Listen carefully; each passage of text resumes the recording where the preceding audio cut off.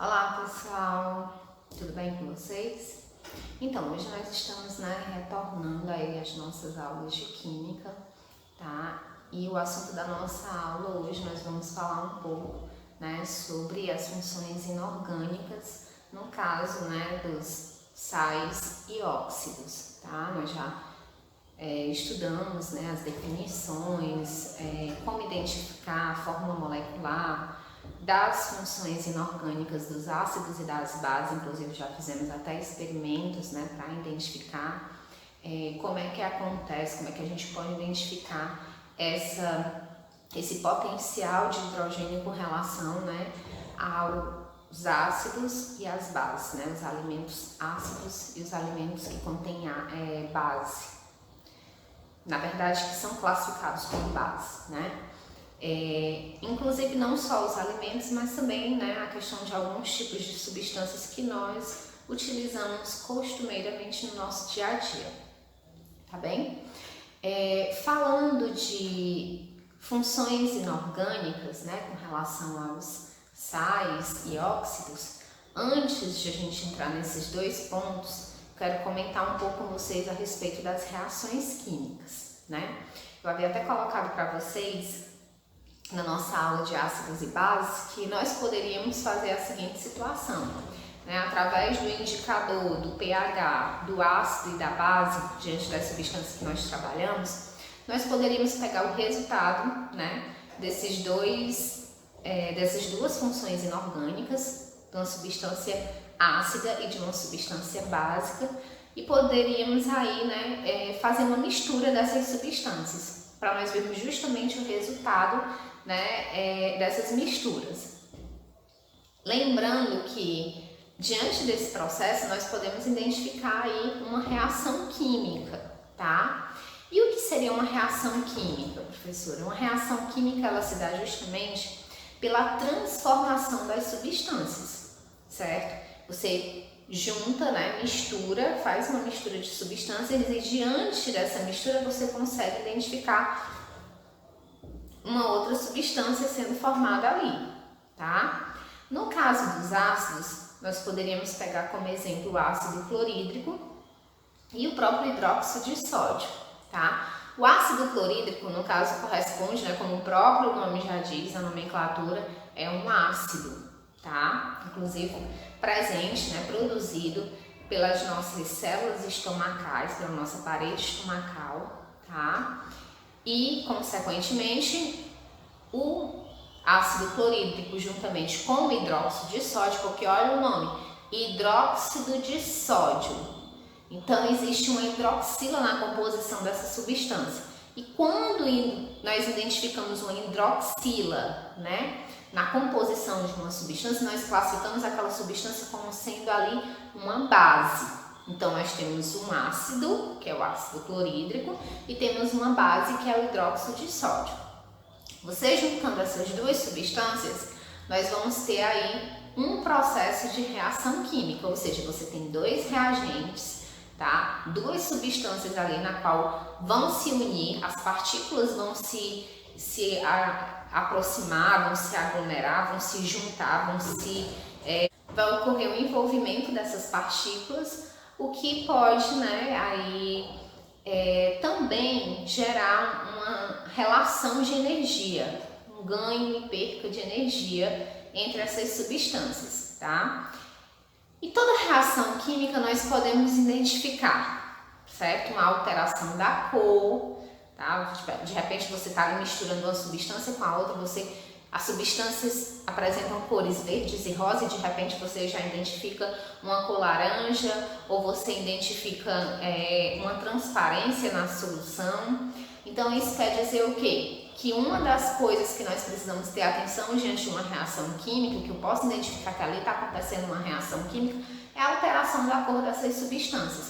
E também o caso da liberação de gases, tá certo? A questão do sentido, de identificar a questão do gosto das substâncias, nem sempre vai ser considerado um ponto que nós vamos poder estar levando em consideração para a gente identificar uma reação química. Então, diante dessa reação entre o ácido clorídrico e o hidróxido de sódio, nós vamos ter aí, certo?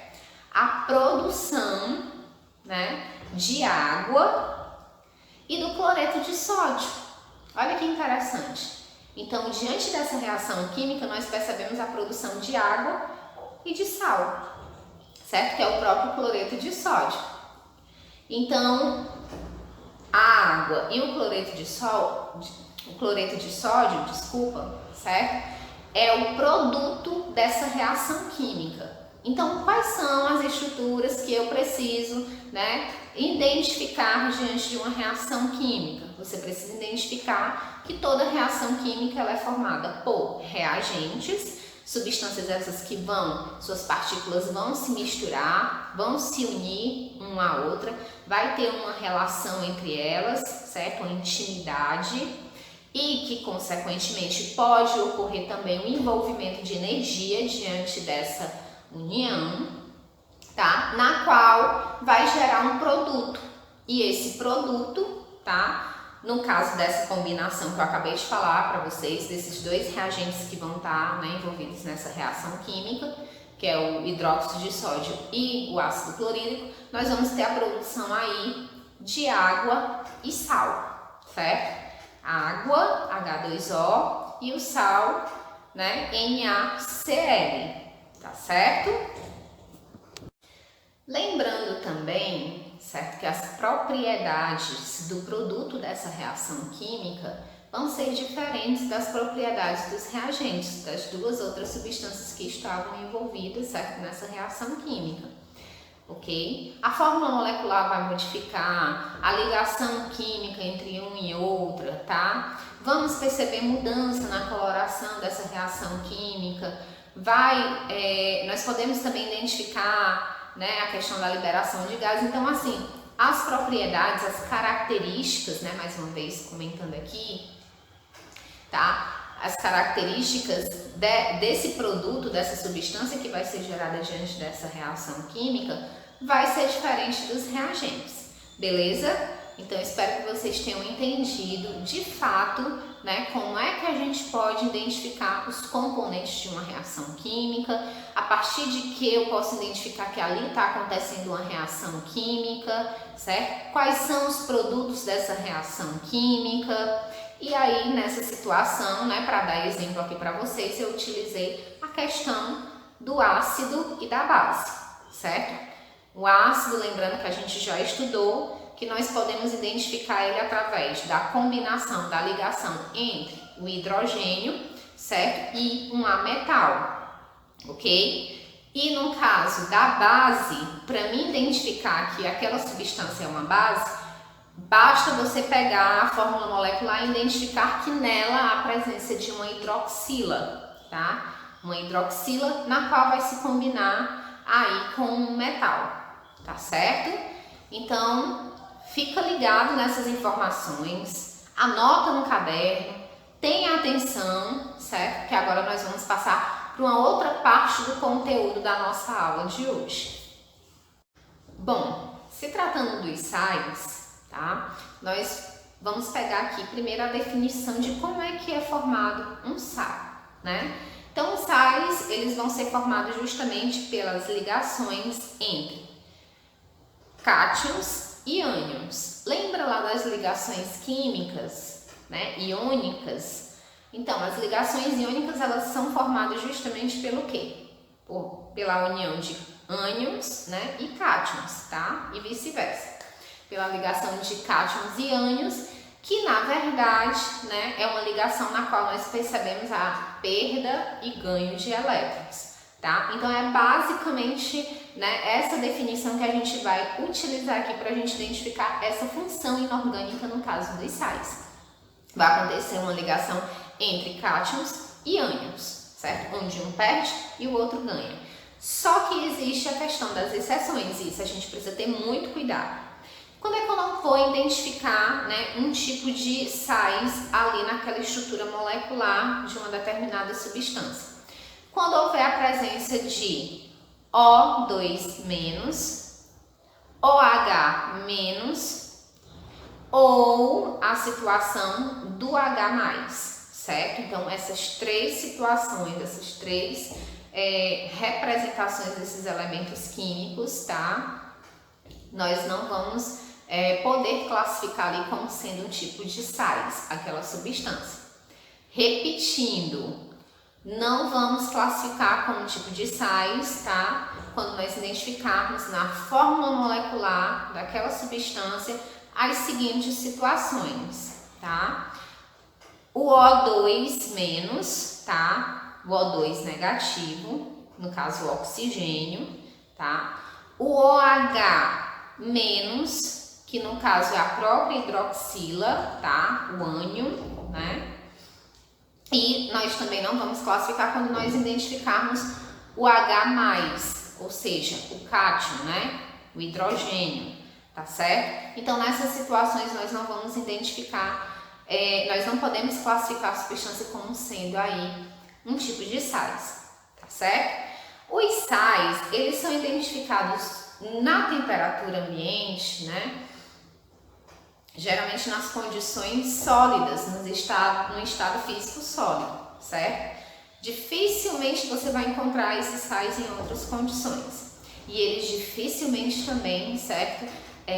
São substâncias que conseguem se diluir, se dissolver em meio líquido, em meio aquoso. Um exemplo que nós podemos citar aqui de tipos de sais, tá?